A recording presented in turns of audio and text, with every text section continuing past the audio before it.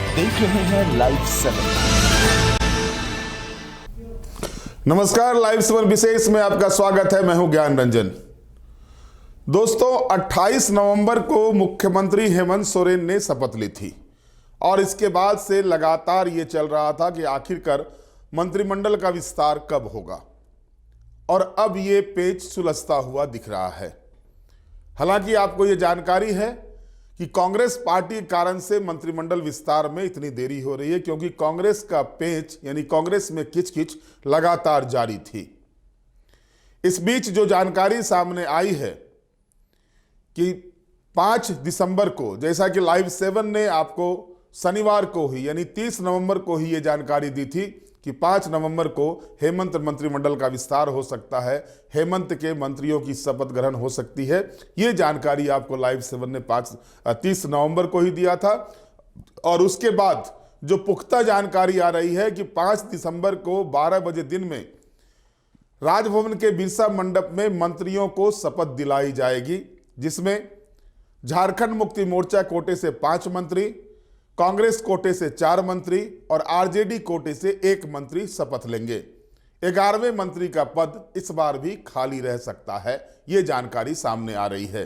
राज्यपाल संतोष कुमार गंगवार नए मंत्रियों को उनके पद और गोपनीयता की शपथ दिलाएंगे और इसके बाद 9 दिसंबर से विधानसभा का सत्र शुरू होगा। इस सत्र में हेमंत सोरेन सरकार जो है सो पहला अनुपूरक, मतलब दूसरा अनुपूरक कह सकते हैं, इस वित्तीय वर्ष का बजट पेश करेगी।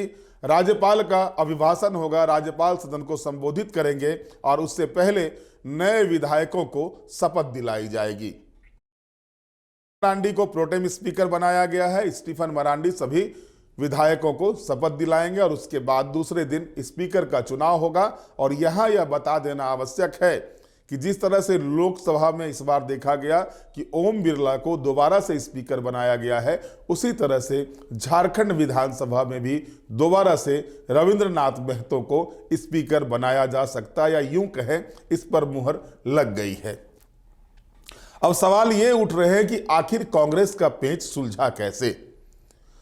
आखिर केशव महतो कमलेश जो प्रदेश अध्यक्ष है कांग्रेस के, और गुलाम अहमद मीर जो प्रभारी हैं कांग्रेस के झारखंड के, इन्होंने ऐसा क्या किया कि कल उनकी भेंट राहुल गांधी से होती है, मल्लिकार्जुन खड़गे से होती है, केसी वेणुगोपाल से होती है, सोमवार को उनकी मुलाकात होती है, उनको लिस्ट दिया जाता है और लिस्ट देने के बाद ये तय हो जाता है कि अब मंत्रिमंडल का विस्तार होगा। मुख्यमंत्री जिस दिन चाहेंगे शपथ लेना, उसके एक दिन पहले कांग्रेस पार्टी अपने मंत्रियों का लिस्ट उनको सौंप देगी। ये बातें लगातार चल रही है। इसमें जो चीजें छनकर सामने आई है कि प्रमंडलवार और कास्ट वाइज जो है सो प्राथमिकता देखी जाएगी। हर वर्ग को जो है सो मंत्रिमंडल में शामिल करने का प्रयास किया जाएगा, या फिर ऐसे पद दिए जाएंगे ताकि उनका जो है सो सामंजस्य सरकार में बना रहे।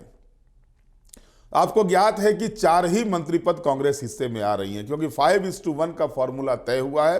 5 विधायक पर 1 मंत्री, इस हिसाब से जो है 4 मंत्री पद कांग्रेस कोटे में आ रहे हैं। अब कांग्रेस कोटे में 4 मंत्री आ रहे हैं, प्रमंडल 5 हैं, तो आखिर तालमेल कैसे बैठेगा, क्या गणित अपनाया जाएगा। तो दोस्तों, अगर आप देखेंगे तो कोल्हान प्रमंडल में कांग्रेस पार्टी के पिछले मर्तबा 2 विधायक थे, उसमें से बन्ना गुप्ता को मंत्री बनाया गया था। और इस बार अगर आप देखेंगे तो कोल्हान प्रमंडल से कांग्रेस पार्टी के 1 विधायक हैं, सोनाराम सिंकू। तो अब सवाल यह उठ रहा है, क्या सोनाराम सिंकू को मंत्रिमंडल में जगह मिलेगी, या फिर उनको दोबारा आ रहे हैं तो सचेतक वगैरह का पद विधानसभा में दिया जाएगा। इस पर भी चर्चा चल रही है। कांग्रेस पार्टी के भीतर जो अंदरूनी खबर आ रही है, यह भी तय हुआ है कि विधायक दल का नेता अगर किसी को बनाया जाएगा तो उसको मंत्रिमंडल में नहीं रखा जाएगा। जाहिर तौर पर एक व्यक्ति एक पद का सिद्धांत जो है सो अपना करके कांग्रेस पार्टी जो है सो अपने विधायकों को खुश करना चाहती है। इस बीच लगातार लॉबिंग भी चल रही है। कांग्रेस के कई विधायक दिल्ली में डेरा जमाए हुए हैं और वहां पर उनकी अपने अपने स्तर से लॉबिंग चल रही है। लेकिन जो जानकारी छनकर सामने आई हुई है कि पिछले कैबिनेट के जो हैं सो 2 मंत्री तो रिपीट करने जा रहे हैं, लेकिन 2 मंत्रियों में से एक तो हार गए हैं और एक का पत्ता कट सकता है।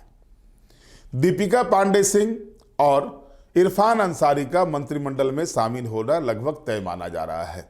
दीपिका पांडे सिंह को ओबीसी कोटे से और इरफान अंसारी को अल्पसंख्यक कोटे से मंत्रिमंडल में शामिल किया जाएगा, ये लगभग तय है। हालांकि बातें चल रही थी निशत आलम को लेकर के भी, लेकिन पहली मर्तबा चुनाव जीत कर आ रही है। हालांकि ये कहा जा रहा था कि झारखंड में सबसे ज्यादा वोटों से चुनाव जीत कर आई है पूर्व मंत्री आलमगीर आलम की पत्नी है, उनका नाम आगे चल रहा था। लेकिन अब जो जानकारी आ रही है कि इरफान अंसारी पर ही मुहर लगती हुई दिख रही है, यानी कह सकते हैं इरफान अंसारी के नाम पर मुहर लग गई है और दीपिका पांडे सिंह भी रिपीट होने जा रही हैं।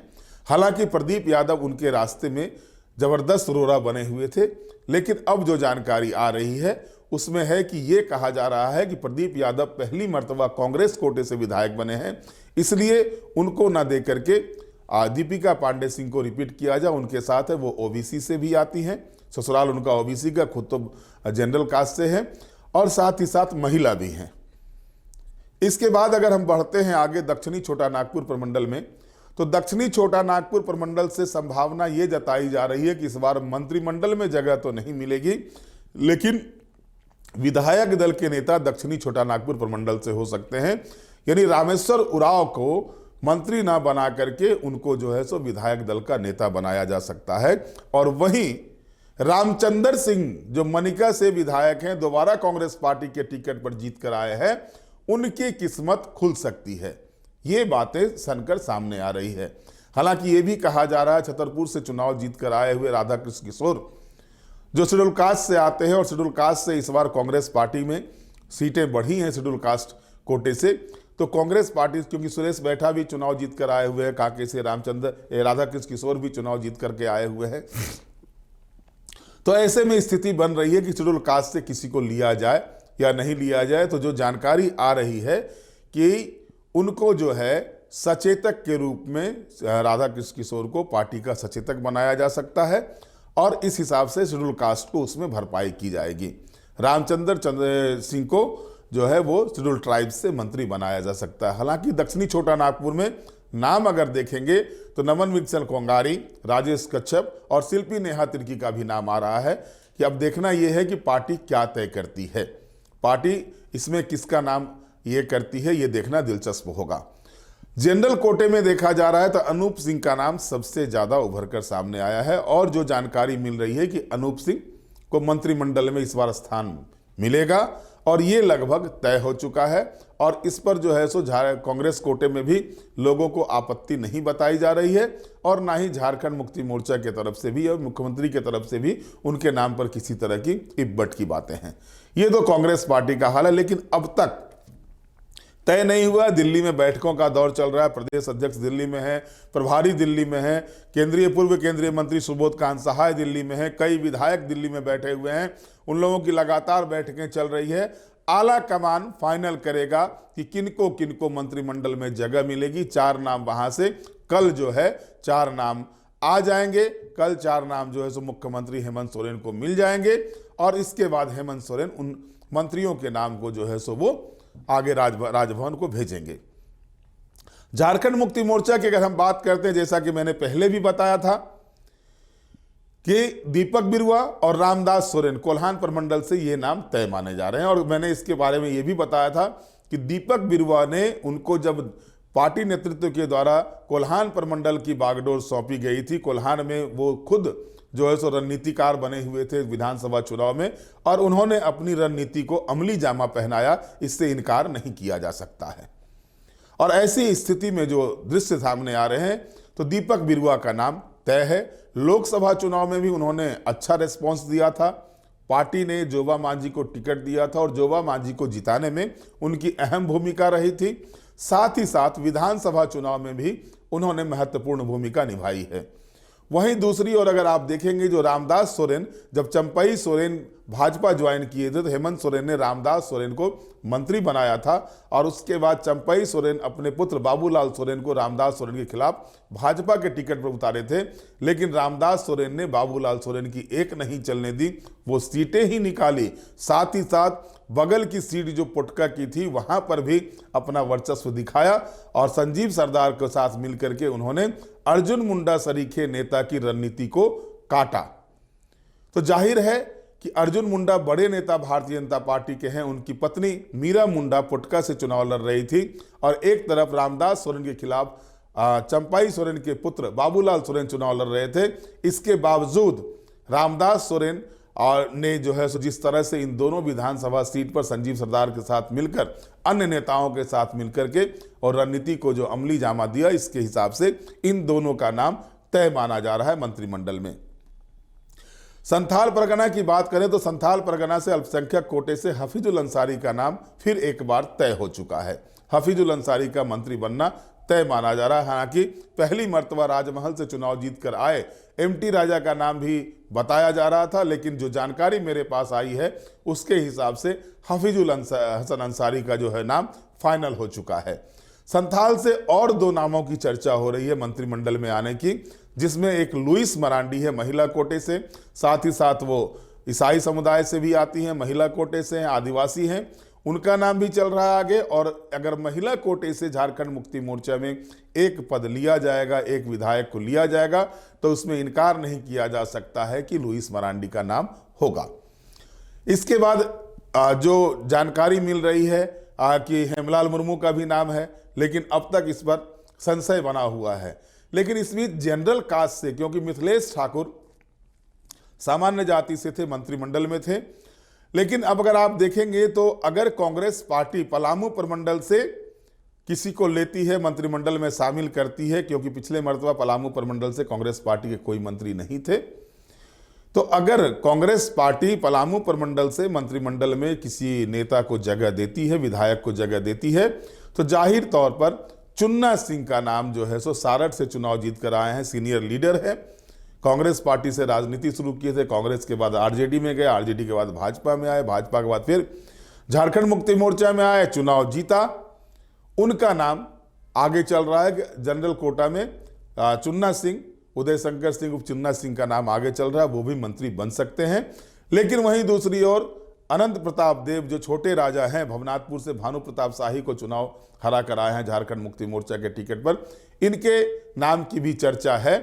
लेकिन जैसा कि मैंने बताया कि एक म्यूचुअल अंडरस्टैंडिंग चल रही है झारखंड मुक्ति मोर्चा और कांग्रेस के बीच में कि अगर प्रमंडल वार कहीं पर दिक्कत होती है, मंत्रिमंडल के में हर प्रमंडल से जगह मिलनी चाहिए, तो अगर ऐसा होता है कि क्योंकि 12 ही मुख्यमंत्री सहित 12 ही मंत्री हो सकते हैं, तो ऐसी स्थिति में अगर कांग्रेस पार्टी किसी प्रमंडल से अपने नेता को मंत्री बनाती है, तो अगर उस प्रमंडल में कांग्रेस पार्टी का मंत्री हो जाता है तो झारखंड मुक्ति मोर्चा दूसरे प्रमंडल से मंत्री को देकर के काम करेगी। चूंकि संथाल परगना ने बम्पर वोटिंग किया है, संथाल परगना ने जो है सो आप कह सकते हैं कि जहां 4 सीटें थी भारतीय जनता पार्टी की पिछले मर्तबा, इस बार वो घटकर 1 सीट हो गई है।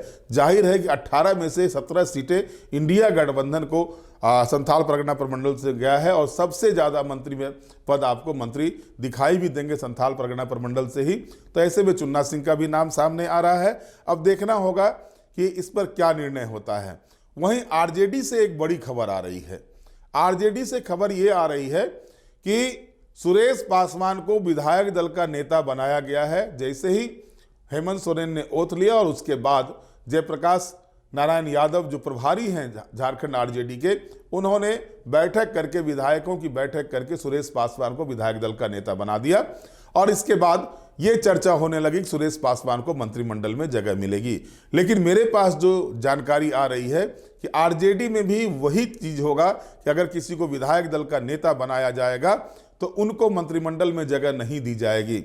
चूंकि मूल कोर वोटर जो है सो आरजेडी के यादव समुदाय के लोग होते हैं, यादव मुस्लिम गठजोड़ के हिसाब से जो है सो आरजेडी को सफलता मिलती रही है और इस बार के भी चुनाव में देखा गया है कि यादव मुस्लिम और ट्राइबल वोट्स जो है सो झारखंड मुक्ति मोर्चा के साथ गठबंधन के कारण से ट्राइबल वोट्स भी आरजेडी को मिले हैं और आरजेडी जो विलुप्त होता जा रहा था 2014 में आप देखेंगे तो शून्य हो गया था आरजेडी झारखंड में, उसके बाद 2019 में 1 हो गया था और इस बार आरजेडी ने बड़ी वापसी की है, 4 विधायक जीत करके उनके आए हुए हैं।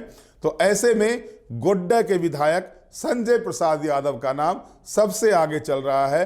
कोई बड़ी बात नहीं हो कि संजय प्रसाद यादव को इस बार हेमंत मंत्रिमंडल में जगह मिल सकती है, उनको मंत्री बनाया जा सकता है।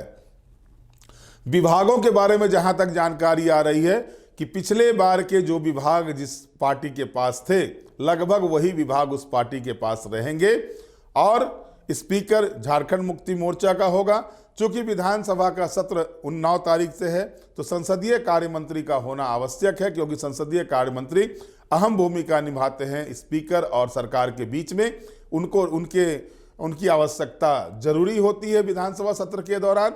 तो कांग्रेस पार्टी के कोटे में संसदीय कार्य मंत्री का पद जाएगा और साथ ही साथ वित्त मंत्रालय, ग्रामीण विकास मंत्रालय, स्वास्थ्य मंत्रालय, कृषि मंत्रालय, ये सारे विभाग जो हैं वो खाद्य आपूर्ति मंत्रालय, आपदा प्रबंधन मंत्रालय, ये सारे विभाग कांग्रेस पार्टी को जा सकते हैं। वहीं आरजेडी के बारे में ये कहा जा रहा है कि आरजेडी चूंकि 1 से 4 सीटों पर आई है तो कुछ विभाग उनके बढ़ सकते हैं। पिछले मर्तबा श्रम नियोजन एवं प्रशिक्षण कौशल विकास विभाग उनके पास था। इस बार जो जानकारी मिल रही है कि श्रम नियोजन के साथ नगर विभाग के साथ साथ उद्योग या पर्यटन विभाग आरजेडी के कोटे में जा सकता है। बाकी जो विभाग बचे हुए हैं वो विभाग झारखंड मुक्ति मोर्चा के कोटे में रहेंगे और मुख्य विभाग जो है सो कार्मिक और गृह विभाग आप मुख्यमंत्री के पास रहेंगे, ये तय है। बहरहाल अब देखना दिलचस्प ये होगा कि जो जानकारी मैंने आपको 30 नवंबर को ही दी थी कि मंत्रिमंडल का विस्तार 5 दिसंबर को होना है, तो वो घड़ी आ गई है, लगभग बातें फाइनल हो चुकी है। जो जानकारी आ रही है कि राजभवन को भी सूचित कर दिया गया है कि 5 दिसंबर को हेमंत सोरेन अपने मंत्रिमंडल का विस्तार करने जा रहे हैं। तो ऐसे में बिरसा मंडप में जो ओथ सेरेमनी समारोह होगा, जो शपथ ग्रहण समारोह होगा, वो 12 बजे दिन में होने की बात कही जा रही है। राज्यपाल संतोष कुमार गंगवार मंत्रियों को शपथ दिलाएंगे। कल संभावना है कि मंत्रियों का लिस्ट यानी 4 दिसंबर को मंत्रियों का लिस्ट मुख्यमंत्री हेमंत सोरेन राज्यपाल को सौंप दे। बहरहाल आज के विशेष में इतना ही। आप हमारे साथ जुड़े रहे, हमें लाइक करें, सब्सक्राइब करें। बहुत बहुत धन्यवाद। नमस्कार।